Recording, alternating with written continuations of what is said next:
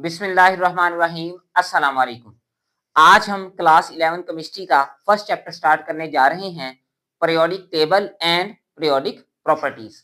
तो आज के लेक्चर में हम पीरियोडिक टेबल का हिस्टोरिकल बैकग्राउंड देखेंगे, यानी कि तारीखी पस मंज़र देखेंगे। और आसान अल्फाज में हम यूँ भी कह सकते हैं कि तारीख में किस किस साइंटिस्ट ने क्या क्या कंट्रीब्यूशन की, क्या क्या हिस्सा डाला पीरियोडिक टेबल को बनाने में, और कैसे कैसे पीरियोडिक टेबल बना। तो ये हम आज जो है वो डिस्कस करेंगे। तो सबसे पहले हम इसमें देख लेते हैं कि आखिर पीरियोडिक टेबल क्या होता है। ये पीरियोडिक टेबल की पिक्चर आपको नजर आ रही है। इसमें 118 एलिमेंट्स को हॉरिजॉन्टल रोज और वर्टिकल कॉलम्स में अरेंज किया गया है, यानी कि लेफ्ट से राइट की जानिब कतारें बनाई गई हैं एलिमेंट्स की, या बाएं से दाएं की जानिब। इनको हम हॉरिजॉन्टल रोज या पीरियड्स कहते हैं। इसी तरह ऐसे एलिमेंट्स जिनकी खूबियां एक जैसी होती हैं, इन्हें टॉप टू बॉटम या ऊपर से नीचे की जानिब तरतीब दिया गया है या अरेंज किया गया है, और इन्हें हम वर्टिकल कॉलम्स या ग्रुप्स कहते हैं। तो एलिमेंट्स की इस तरह की जो तरतीब है, इसे हम कह देते हैं पीरियोडिक टेबल। जिस तरह हर चीज की कोई ना कोई अलामत होती है, कोई ना कोई सिंबल होती है जिससे उस चीज की पहचान होती है।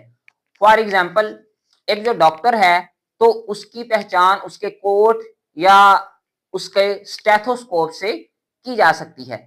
इसी तरह ही जो सिंबल ऑफ केमिस्ट्री है वो है हमारे पास पीरियोडिक टेबल।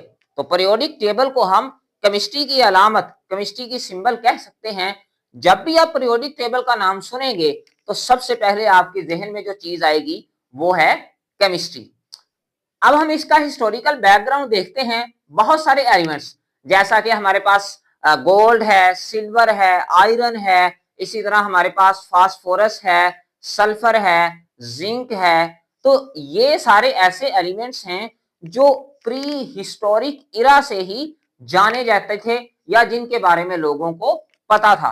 प्री हिस्टोरिक इरा का मतलब है ऐसा दौर जब तारीख नहीं लिखी जाती थी, या पुराने वक्तों से ही लोग इन एलिमेंट से वाकिफ थे। लेकिन एलिमेंट्स की जो सबसे पहली क्लासिफिकेशन की कोशिश की गई वो 18वीं सदी में की गई। 18वीं सदी के अंदर एंटोनी लवोइजियर, जिसे हम फादर ऑफ रियल केमिस्ट्री या फादर ऑफ मॉडर्न केमिस्ट्री, जदीद केमिस्ट्री का बाप या बानी भी कह सकते हैं, तो उसने एलिमेंट्स को दो ग्रुप्स के अंदर डिवाइड किया। उसने कहा कुछ एलिमेंट्स हमारे पास मेटल्स होते हैं, जैसा कि हमारे पास गोल्ड है, सिल्वर है, और इसी तरह कुछ एलिमेंट्स हमारे पास जो है वो नॉन मेटल्स होते हैं, जैसा कि हमारे पास फास्फोरस है और इसी तरह सल्फर वगैरह। तो एंटोनी लवोइजियर ने इस तरह से क्लासिफाई किया एलिमेंट्स को। अब 1829 के अंदर डॉबरीनर ने ट्राइएड्स का कॉन्सेप्ट दिया। ट्राइएड का मतलब होता है अ ग्रुप ऑफ 3 एलिमेंट्स, यानी कि इसने ऐसे तीन तीन एलिमेंट्स के ग्रुप्स बना दिए जिनकी केमिकल प्रॉपर्टीज एक जैसी थी।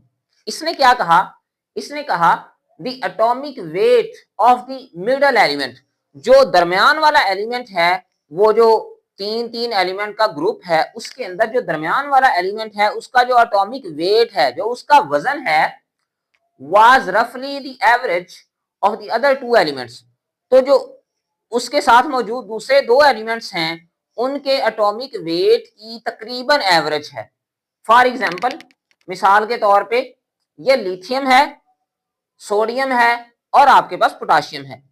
लिथियम का एटॉमिक वेट है 3, सोडियम का एटॉमिक वेट 23, और इसी तरह पोटाशियम का एटॉमिक वेट जो है वो 39। तो उसने कहा कि जो दूसरे दो एलिमेंट्स हैं, यानी कि लिथियम और पोटाशियम, तो इनके एटॉमिक वेट की एवरेज ली जाए तो आपके पास जो दरमियान वाला एलिमेंट है, जैसा कि यहाँ पे सोडियम है, तो तकरीबन उसका जो है वो एटॉमिक वेट निकल आता है। फॉर एग्जाम्पल, यहाँ पे देखें आप, लिथियम का एटॉमिक वेट जो है वो 3 है, और इसी तरह पोटाशियम का 39, और डिवाइड करें इसे 2 से, तो आपके पास जो आंसर आएगा वो है 39 + 3 42, डिवाइडेड बाय 2। तो जो आंसर आया वो है आपके पास 21। अब ये जो 21 है जो कि हमने एवरेज ली है साइड वाले दो एलिमेंट्स के एटॉमिक वेट की, वो तकरीबन सोडियम का एटॉमिक वेट के करीब करीब है या सोडियम का एटॉमिक वेट बन जाता है। तो ये कॉन्सेप्ट दिया डॉबरिनर ने, ट्राइएड्स का कॉन्सेप्ट दिया, लेकिन ये सिर्फ चंद एक एलिमेंट्स को ही ट्राइएड्स के अंदर अरेंज कर पाया। इसके बाद 1864 के अंदर एक इंग्लिश केमिस्ट जॉन न्यूलैंड ने अपना लॉ ऑफ ऑक्टेव्स पेश किया। ऑक्टा का मतलब होता है 8, 8। तो he observed the periodicity in 62 known elements. जो उस वक्त 62 यानी कि 62 एलिमेंट्स जाने जाते थे, नाउन थे, जिनके बारे में लोगों को पता था, उनके दरमियान इसने पीरियोडिसिटी ऑब्जर्व की। पीरियोडिसिटी का मतलब होता है repetition of properties after regular intervals. खास वक्फों के बाद खूबियों का, प्रॉपर्टीज का रिपीट होना, उसे हम कह देते हैं पीरियोडिसिटी। तो इसने 62 एलिमेंट्स, जो 62 नाउन एलिमेंट्स थे जो उस वक्त जाने जाते थे, उनके दरमियान पीरियोडिसिटी को ऑब्जर्व किया। यानी कि उसने ऑब्जर्व किया कि कुछ एलिमेंट्स की जो प्रॉपर्टीज हैं वो एक जैसी हैं, बार बार रिपीट हो रही हैं। And classified elements into groups. तो जिनकी खूबियां एक जैसी थी उसने इनको ग्रुप्स के अंदर रख दिया। अब इसने क्या कहा, इसने कहा that properties of every eighth element, हर 8वें एलिमेंट की जो प्रॉपर्टीज थी वर सिमिलर, वो एक जैसी थी। When arranged by increasing atomic mass, अगर हम उनको उनके बढ़ते हुए एटॉमिक मास की बुनियाद पर अरेंज करें। मिसाल के तौर पे आपको ये एलिमेंट्स की तरतीब नजर आ रही है। तो इसमें हाइड्रोजन H, इसको सबसे पहले रखा गया है, इसका एटॉमिक वेट जो है वो 1 है। फिर लिथियम है, इसका एटॉमिक वेट जो है वो 7 होता है। फिर बेरिलियम है, उसका एटॉमिक वेट जो है वो 9 है। इसी तरह बोरोन का उससे ज्यादा होगा, कार्बन का उससे ज्यादा, और नाइट्रोजन का उससे ज्यादा। तो अगर हम एलिमेंट्स को इस तरह से तरतीब दें कि उनका एटॉमिक मास जो है वो बढ़ता जाए लगातार, इंक्रीजिंग एटॉमिक मास की बुनियाद पर हम उन्हें अरेंज दें, तरतीब दें, तो कहता है हर 8वें एलिमेंट की प्रॉपर्टी पहले से मैच होगी। मतलब ये जो हाइड्रोजन के नीचे फ्लोरीन लिखा हुआ है, इसकी प्रॉपर्टी हाइड्रोजन से मैच होगी। इसी तरह जो सोडियम है दूसरे नंबर पे, उसकी जो प्रॉपर्टी है वो लिथियम से मैच होगी। इसी तरह मैग्नीशियम की प्रॉपर्टी बेरिलियम से मैच होगी। एल्यूमिनियम की प्रॉपर्टीज जो है वो बोरोन से मैच होंगी। तो हर 8वें एलिमेंट की प्रॉपर्टी हर पहले एलिमेंट के साथ जाके मैच होगी। जॉन न्यूलैंड ने इसे म्यूजिकल नोट्स यानी कि म्यूजिक के सुरों के साथ भी कंपेयर किया, इनका मवाजना किया। उसने कहा कि जैसे 7 सुर होते हैं, सा रे गा मा पा दा नी, 7 सुरों के बाद 8वां जो है फिर से वही आ जाता है, सा रे गा मा पा दा नी, ये 7 हो गए, और आगे सा जो है वो फिर से पहला आ गया। तो जैसे 7 सुर डिफरेंट होते हैं, 8वां फिर से वही आ जाता है, बिल्कुल इसी तरह 7 एलिमेंट्स की प्रॉपर्टीज जो है वो मुख्तलिफ होती हैं, और 8वें एलिमेंट की प्रॉपर्टीज जो है फिर से वही आ जाती हैं। तो यही था इसका लॉ ऑफ ऑक्टेव्स। और इसके बाद इसी साल 1864 के अंदर लॉथर मेयर ने अपनी मशहूर जमाना एटॉमिक वॉल्यूम कर्व्स का कॉन्सेप्ट दिया। कर्व कहते हैं एक ऐसी लाइन जो सीधी ना हो, जो झुकी हुई हो, ठीक है, जिसके अंदर बेंड हो, खम हो, ठीक है। तो हम ग्राफ के अंदर देखते हैं कि जो लाइंस होती हैं ऐसे ऊपर नीचे लगी होती हैं, उनको हम कर्व्स कह देते हैं। तो इसने क्या किया, ही प्लॉटेड अ ग्राफ, इसने एक ग्राफ बनाया किस किस के दरमियान, बिटवीन द एटॉमिक वेट या atomic mass and atomic volume of elements. यानी कि एलिमेंट्स का एटॉमिक जो वेट है वो एक्स एक्सिस पे रखा इसने, और एलिमेंट्स का जो एटॉमिक वॉल्यूम है वो वाई एक्सिस पे रखा। एटॉमिक वॉल्यूम कहते हैं अगर आपके पास एलिमेंट्स का 1 मोल है, तो उसने जो वॉल्यूम घेरा हुआ है, जो जगह घेरी हुई है, उसको हम कह देते हैं एटॉमिक वॉल्यूम ऑफ एलिमेंट्स। तो इसने क्या ऑब्जर्व किया, इसने कहा these curves also showed periodicity. तो इन जो कर्व्स के दरमियान भी इसने पीरियोडिसिटी को ऑब्जर्व किया। अब ये ग्राफ आपको नजर आ रहा है, इसमें एटॉमिक मास को एक्स एक्सिस पर रखा गया है और एटॉमिक वॉल्यूम को वाई एक्सिस पे रखा गया है। तो इस ग्राफ में आपको कुछ जो है वो पीक्स यानी कि चोटियां नजर आ रही हैं और इसी तरह कुछ वैलीज जो है वो नजर आ रही हैं, यानी कि वादियां, डिप्स नजर आ रही हैं। तो इसने कहा कि जिन एलिमेंट्स की केमिकल प्रॉपर्टीज एक जैसी होती हैं वो कर्व्स के ऊपर एक जैसी पोजीशंस पर नजर आते हैं।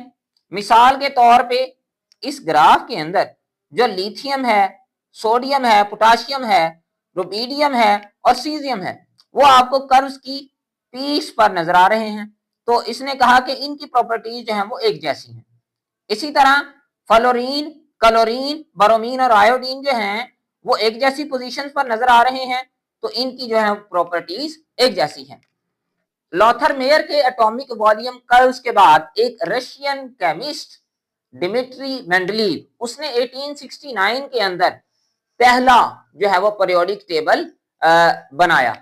तो इसी वजह से मेंडलीव को फादर ऑफ पीरियोडिक टेबल भी कहा जाता है कि पहला जो नोटेबल पीरियोडिक टेबल था वो इसने बनाया था। तो इसने क्या किया, ही अरेंज्ड 63 एलिमेंट्स। तो उस वक्त जो एलिमेंट्स जाने जाते थे, जो डिस्कवर हो चुके थे 63 एलिमेंट्स, उसको उसने तरतीब दिया bye their increasing atomic message. वही बात जो ऊपर न्यूलैंड ने की थी वही बात इसने की। तो इसने भी एलिमेंट्स को बढ़ते हुए एटॉमिक मास की बुनियाद पर अरेंज किया, यानी कि वो एलिमेंट्स जिनका एटॉमिक मास जो है वो कम है उनको पहले रखा और जिनका बढ़ता जाएगा उनको बाद में रखते जाएंगे। So he placed the elements with similar properties into groups. तो ऐसे एलिमेंट्स जिनकी खूबियां एक जैसी थी उनको इसने ग्रुप्स के अंदर रख दिया, यानी कि वर्टिकल कॉलम्स के अंदर। लेकिन इसकी जो कामयाबी थी वो कहां पे छुपी हुई थी, वो थी he left gaps for undiscovered elements. इसने ऐसे एलिमेंट्स के लिए भी जगह छोड़ दी अपने पीरियोडिक टेबल के अंदर जो अभी डिस्कवर ही नहीं हुए थे। And predicted their atomic mass, और इसने उनका एटॉमिक मास या एटॉमिक वेट पहले से ही प्रिडिक्ट कर दिया कि ये एलिमेंट्स डिस्कवर होने वाले हैं, उनकी पीरियोडिक टेबल में ये जगह है और फ्यूचर में उनका एटॉमिक मास ये हो सकता है। लेकिन सबसे हैरानकुन बात इसमें यह है कि जैसे जैसे इसने प्रिडिक्शन दी थी तकरीबन वैसे ही एलिमेंट्स डिस्कवर हुए और तकरीबन वैसा ही उनका जो है वो एटॉमिक मास या एटॉमिक वेट था। तो विच प्रूव्ड एक्यूरेट लेटर, और इसकी ये बातें बाद में जो है वो सच्ची साबित हुई। तो इसी वजह से इसे फादर ऑफ पीरियोडिक टेबल भी कहा जाता है। इसके बाद 1913 यानी कि 1913 के अंदर एच मोजले, हेनरी मोजले ने determined the exact atomic numbers of elements. Elements के एग्जैक्ट एटॉमिक नंबर जो है वो डिस्कवर किए, डिटरमाइन किए ऑफ नाउन एलिमेंट्स। जो एलिमेंट्स उस वक्त जो है वो जाने जाते थे, दरियाफ्त हो चुके थे, यूजिंग एक्सरे एमिशन। तो इसने एक्सरे एमिशन एक टेक्निक है उसका यूज किया। तो इसने कैसे डिस्कवर किए, ये क्या करता था कि जिस एलिमेंट का एटॉमिक नंबर जो है वो मालूम करना होता था उस एलिमेंट के ऊपर हाई स्पीड इलेक्ट्रॉन जो है उसकी बम्बार्डमेंट करवाता था। वो जो हाई स्पीड इलेक्ट्रॉन्स हैं वो एलिमेंट से जाके टकराते थे और एलिमेंट जो है वो खास किस्म की, खास फ्रीक्वेंसी की एक्स रेज जो है वो रिलीज या एमिट करता था। तो उस फ्रीक्वेंसी जो कि खास फ्रीक्वेंसी थी हर एलिमेंट की, उस फ्रीक्वेंसी का इसने रिलेशन निकाल लिया नंबर ऑफ प्रोटॉन या एटॉमिक नंबर के साथ। तो इस तरह हर एलिमेंट की इसने एटॉमिक नंबर जो है वो डिस्कवर किया। He resolved flaws and discrepancies in Mendeleev's periodic table. तो इसने जो मेंडलीव का पीरियोडिक टेबल था उसके अंदर जो खामियां थी, जो फ्लॉज थे, जो डिस्क्रिपेंसीज थी या जो फर्क थे, जो इख्तलाफात थे, उनको दूर किया by arranging the elements by atomic numbers instead of atomic mass. तो इसने एलिमेंट्स को उनके एटॉमिक नंबर की बुनियाद पर अरेंज किया, ना कि एटॉमिक मास की बुनियाद पर। This significant breakthrough led Moseley to modify the periodic law to the state. तो ये जो अहम ब्रेक थ्रू था, जो दरियाफ्त थी, इससे मोज़ले को जो पीरियोडिक लॉ है उसे तब्दील करना पड़ गया।